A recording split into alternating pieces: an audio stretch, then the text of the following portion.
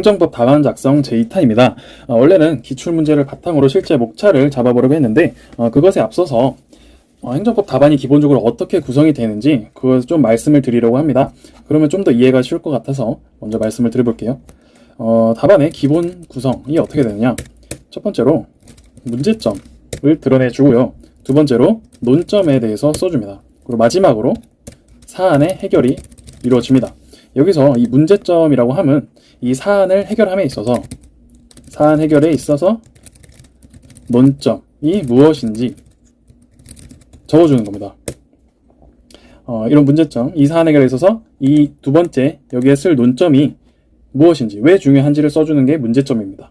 그냥 단순히 사안의 해결을 하겠다라고 쓰는 게 아니라 논점이 무엇인지를 써주셔야 출제자가 봤을 때 답안 작성자가 출제 의도를 정확히 파악했구나를 알 수가 있기 때문에 굉장히 중요한 부분이라고 생각을 해요. 논점을 적음에 있어서 이 논점이라고 하면 주로 견해 대립이 있고 또 판례 입장에 있는 그런 쟁점들이 들어가게 됩니다. 안 들어가는 경우도 있지만 아마 대다수 90%, 99%가 이런 논점, 쟁점들이 문제에 들어가게 됩니다. 이 쟁점이 견해 대립이 없으면은 행정법을 쓰는 이유가 거의 없기 때문입니다. 이 논점은 또 어떻게 구성이 되느냐, 주로 역시 여기 또 문제점 먼저 적어보고 말씀을 드려보겠습니다. 학설, 판례, 검토, 사안의 경우입니다. 각각 말씀을 드리면 이 논점이 있을 때, 이것은 이 두 번째에 관련된 것은 평소에 계속 외워주셔야 되는 부분이기 때문에 계속 외우시면 이 논점들이 잘 드러나게 됩니다. 이 논점을 쓰실 때 이 기본적인 틀 내에서 쓰게 되는데, 왜 이런 식으로 쓰게 되느냐 함에 있어서는 이 논점이 왜 견해 대립이 있는지를 써주는 겁니다. 왜까지는 아니어도 이러이러한 견해 대립이 있다 라고 써주시면 되고, 이 학설에서는 그 견해들을 적어주시면 됩니다. 이것은 평소에 외워주시는 겁니다. 판례가 없는 경우도 있고, 판례를 적어주실 때 판례가 없는 경우는 판례가 없다고 써주시되, 보통 이런 경우는 많지가 않고요. 판례가 있다면 판례 견해를 꼭 써주시고, 유명한 판례 문구가 있다면 그대로 적어주셔야 하고, 또 판례 내에서도 견해 대립이 있습니다. 대법원 내에서 다수 의견 그리고 반대 의견이 있기 때문에 여기서도 견해 대립이 있다는 것을 꼭 적어주셔야 되고요. 그리고 만약에 판례가 변경되었다면 변경된 점, 이전의 판례는 어땠는데 이후에는 어땠는지를 써주셔야 됩니다.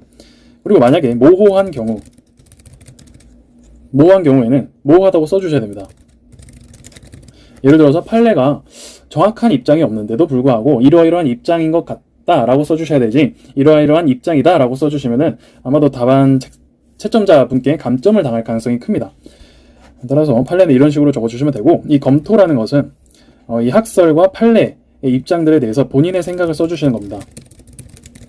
본인이 생각했을 때 이러이러한 점에서 이 학설 혹은 이 판례의 입장이 타당하다라고 적어주시면 되고, 이 본인이 검토한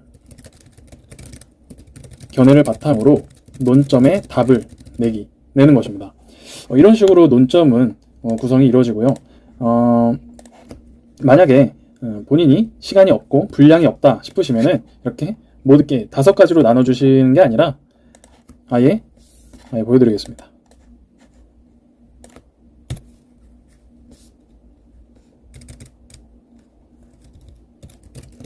문제점은 꼭 써주시고요. 학설 및 판례 써주시고, 그리고 검토 및 사안의 경우, 이렇게 3가지로 나눠서 써주시는 게 분량 조절상 굉장히 좋습니다. 아마 이전처럼 5가지로 나눠서 쓰는 경우는 거의 없을 거고요. 이렇게 3가지로 나눠주시거나 하셔야 됩니다. 그리고 만약에 시간이 정 없으시면은 이렇게 목차를 나눠주시지 않으셔도 됩니다. 무슨 말이냐 하면은, 목차를 잡게 되면은 이 3가지가 모두 3줄을 차지를 하기 때문에 자리가 없어집니다. 따라서 이런 식으로 그냥 한 문단 내에 3가지로 나눠서 써주시면 되는데, 이것은 좀 와닿지 않으실 테니까 다음에 실제 답안을 바탕으로 설명을 드려보도록 하겠습니다. 그리고 마지막엔 사안의 해결에 그냥 문제에서 물어보는 거 그대로 답해주기만 하면 됩니다.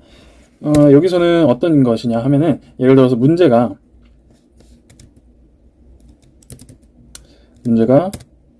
소재기는 적법한가? 라고 했다면 답에서는 소재기는 적법하다 라고만 써주시면 됩니다. 누구누구의 소재기는 적법하다, 이러이러하기 때문에 적법하다 라고 딱 써주시면 됩니다. 따라서 이 사안의 해결을 함에 있어서는 문제의 발문을 꼭 항상 체크를 하시고 그대로 적어주시기만 하면 됩니다.